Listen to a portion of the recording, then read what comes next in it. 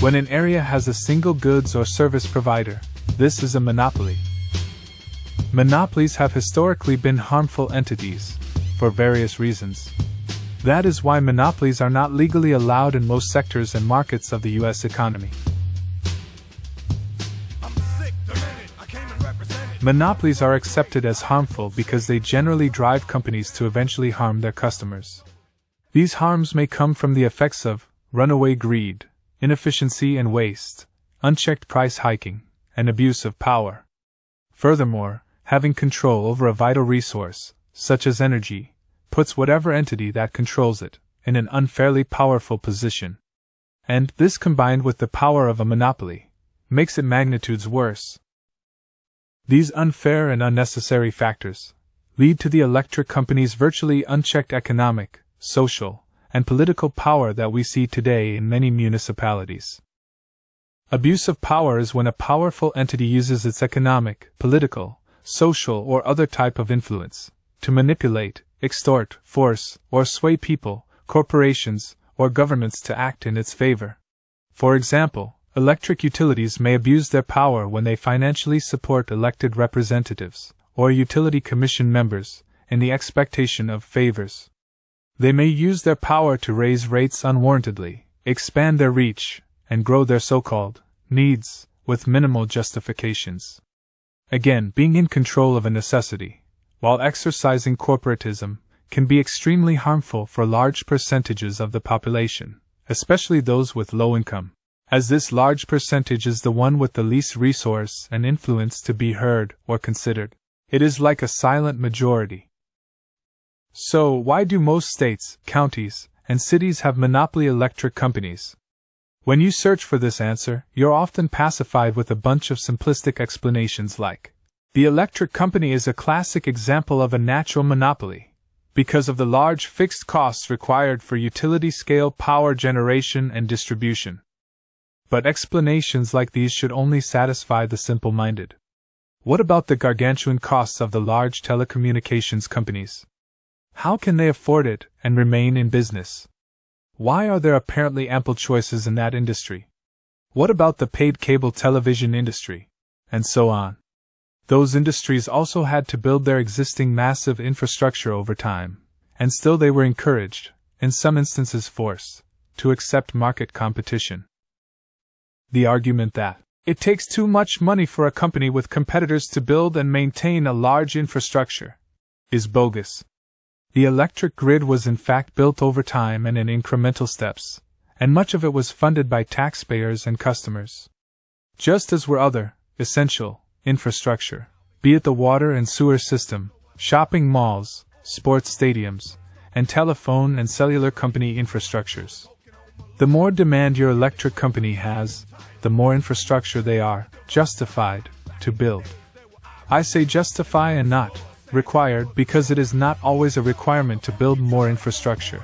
I'll explain this elsewhere. A healthy amount of competition is good for the private sector.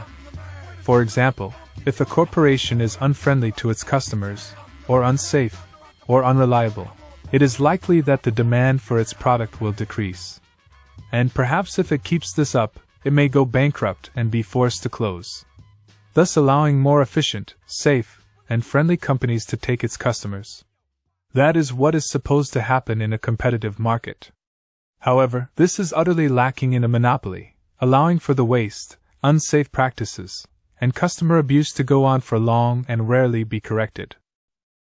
There are few areas that claim to offer energy supplier choice, under certain conditions. These are areas with deregulated utilities. In a deregulated state, or area, electric utility companies are allowed to participate in the open market, buying and selling energy to customers depending on market prices that they buy to later sell. Wow! Even though this may appear as a choice, the company that owns the electrical infrastructure in your area still is in the game, big time, getting a cut of the energy sold, and their fees are then added to your energy plan. This must be true, because the infrastructure cannot easily exchange owners. And, as everyone in a deregulated neighborhood may make different choices, the company that sells you the energy may change, but the source and delivery method must surely stay the same. There are 29 states that offer energy deregulation in all or some of their counties and cities. In my view, there is a problem with deregulation, although it is more preferable than a monopoly. In deregulated areas, allowing a bunch of private companies to buy and sell electricity on the very volatile market is problematic. Markets may swing wildly, and can even crash, and if so, then what? Will you be automatically moved to your next best choice if your chosen electric company were to tank? Give me a break. I believe there are better options to monopolies or deregulated utilities, such as government ownership of utilities or cellular phone company-like ownership of utilities. A monopoly, due to the influential power of its participants, is difficult to regulate. They may, as it has often occurred, use their power and influence to control the regulatory body that can keep it in check. In this case, the state's Public Utility Commission, a regulatory body that is supposed to manage and control the monopoly powers of utilities. I believe electricity service is arguably more necessary than other services, such as telephone or television services. So, it is expected to be a lot more reliable, safe, and accessible for citizens. Furthermore, I argue that electric service is a basic need, and should be a right, because so much in our society now depends on it. From health and safety, to education and security. And throwing such a basic need into the volatile investor-driven marketplace seems a bad idea. So, partly due to these, I believe deregulation is risky and the wrong approach. I believe decentralization of electricity production and public ownership to be better solutions to the current monopoly or deregulated market system. Decentralization of electricity production is simply allowing the generation of energy at the local or community level, using conventional and alternative energy technologies. This is now accessible, safe, affordable, and relatively simple. For example, using solar energy technologies in homes, industrial plants, and commercial buildings. This is, and should continue to become, a rapidly growing industry for good reason. It produces the power right where it is used, diminishing the need for expensive infrastructure. It has been proven that with some regulation and enforcement, deployment of alternative power generation can be safe and interconnectable. For example, communities may choose solar farms, individual or farms of wind turbines, etc. But make no mistake, here, I advocate for fossil fuel-based utilities to be gradually and completely phased out. But in the meanwhile they can be owned and operated by the public, the government, and be provided as a basic service just like education or the postal service, and it should be provided as a public service funded through taxes. I will expound on these and other proposals throughout this book.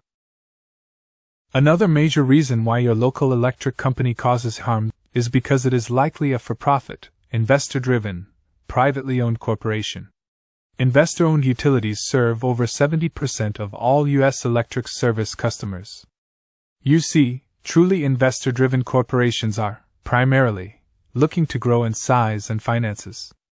And corporations are rapidly looking to make profits, and pay out financial gains to its investors first. All else is secondary. That means power generation, and you, the customer, come somewhere after profits. And since their monopoly positions them securely as the only option, the customer satisfaction is generally, and naturally, really low on their priorities. In effect, these factors all incentivize inefficient management and cruel non-caring customer practices.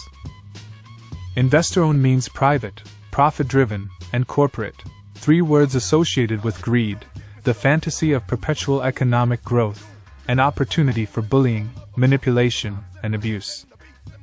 And disturbingly, these are the factors involved in what is supposed to be a simple, straightforward task: the generation and delivery of electrical energy. So allow me to further expand on the concept of abuse, and why I believe it exists, and is likely that it will continue, in your relationship with the electric company. Abuse causes subservience, insecurity, anxiety, and dissatisfaction, hardship, and suffering. If some or all of these terms describe your relationship with your electric company, then you're likely a victim of its abuse. As described in an earlier section, abuse often occurs when there's an extreme imbalance of power in a relationship. The customer base, you and me, have a relationship with our service providers, including the electric company. And for abuse to be minimized, we, as a collective group, should hold, more or less, equal power as our electric company. Such as the power to affect the decisions of the electric company, including decisions on energy rates. However, the power of the large majority has been eroded over the decades. Tell me, when was the last time you voted on an energy rate increase? You see, when large sums of profits are possible, these are often used to further expand the power of the profit maker, or to increase possibilities for even higher profits. The electric utility companies have used their allowed profits-making powers to take consistent and incremental actions to gain ever more power over us, the customers. They have consistently lobbied, paid, for laws to protect their status and their profit-making abilities. They get their rate increases approved, and so on. These and many other greed and power-related reasons are why your electricity bill is so high. Lastly, your electric company really wants you to use more energy, not less, as they often claim. Their product is energy, and the more they sell, the more profit they make. So, there is no real incentive for them to want you to be efficient.